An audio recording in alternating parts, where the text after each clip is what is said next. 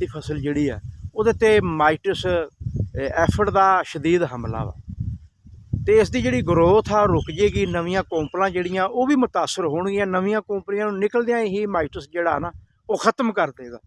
ਅਤੇ ਇਹਦੇ ਵਿੱਚ ਇੱਕ ਤਾਂ ਇਹ ਹੈ ਕਿ ਤੁਸੀਂ ਜਦੋਂ ਆਪਾਸ਼ੀ ਕਰਦੇ ਨਾ ਉਦੋਂ ਕਲੋਰਪਾਰੀਫਾਸ ਜਿਹੜਾ ਨਾ ਉਸ ਨੂੰ ਫਲੱਡ ਕਰੋ, ਕਿਉਂਕਿ ਜਿਹੜੀ ਥੱਲੋਂ ਖੇੜੇ ਦੀ ਬਿਮਾਰੀ ਆ, ਜਿਹੜੀ ਕੀੜੀ ਵਗੈਰਾ ਲੱਗਦੀ ਹੈ, ਇੱਕ ਤਾਂ ਉਹ ਨਾ ਲੱਗੇ। ਦੂਸਰਾ ਅਗਰ ਉੱਪਰ ਹਮਲਾ ਹੋ ਸਕਦਾ ਨਾ ਤੇ ਫਿਰ ਤੁਸੀਂ ਵਿਰਟਾਕੋ ਜਿਹੜਾ ਨਾ ਉਸ ਦਾ ਵੀ ਛੱਟਾ ਕਰ ਸਕਦੇ ਆ।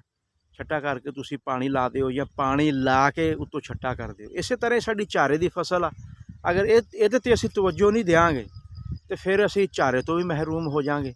ਅਤੇ ਚਾਰੇ ਨੂੰ ਵੀ ਤੁਸੀਂ ਜਿਹੜੀ ਆਪਾਸ਼ੀ ਹੈ ਨਾ ਉਹ ਔਖੇ ਸੌਖੇ ਨਾ 4 ਦਿਨ ਤੋਂ ਬਾਅਦ ਭਾਵੇਂ ਹਲਕੀ ਆਪਾਸ਼ੀ ਹੋ ਜੇ, ਇਹਦਾ ਜਿਹੜਾ ਪਾਣੀ ਹੈ ਨਾ ਉਹ ਤੁਸੀਂ ਲਾਜ਼ਮਨ ਲਾਓ। ਅਤੇ ਇਹ ਚਾਰੇ ਦੀ ਫਸਲ ਵੀ ਜਿਹੜੀ ਆ ਇਹ ਬਗੈਰ ਇਹਦੇ 'ਤੇ ਵੀ ਇਸ ਵਕਤ ਕਾਫੀ ਸਾਰੀ ਤੇਲਿਆਂ ਦਾ ਅਟੈਕ ਆ, ਅਤੇ ਇਹਨੂੰ ਵੀ ਤੁਸੀਂ ਕੁਝ ਸਪਰੇਅ ਕਰਕੇ ਬਚਾ ਸਕਦੇ ਹੋ। ਅਤੇ ਮੇਰਾ ਵੀਡੀਓ ਦਾ ਮਕਸਦ ਇਹ ਹੈ ਕਿ ਸਾਡੀਆਂ ਜਿੰਨੀਆਂ ਵੀ ਫਸਲਾਂ ਨਾ ਉਹਦੀ ਬਿਹਤਰ ਮੈਨੇਜਮੈਂਟ ਦੇ ਜ਼ਰੀਏ ਤੁਸੀਂ ਅੱਛੀ ਪੈਦਾਵਾਰ ਲੈ ਸਕਦੇ ਆ।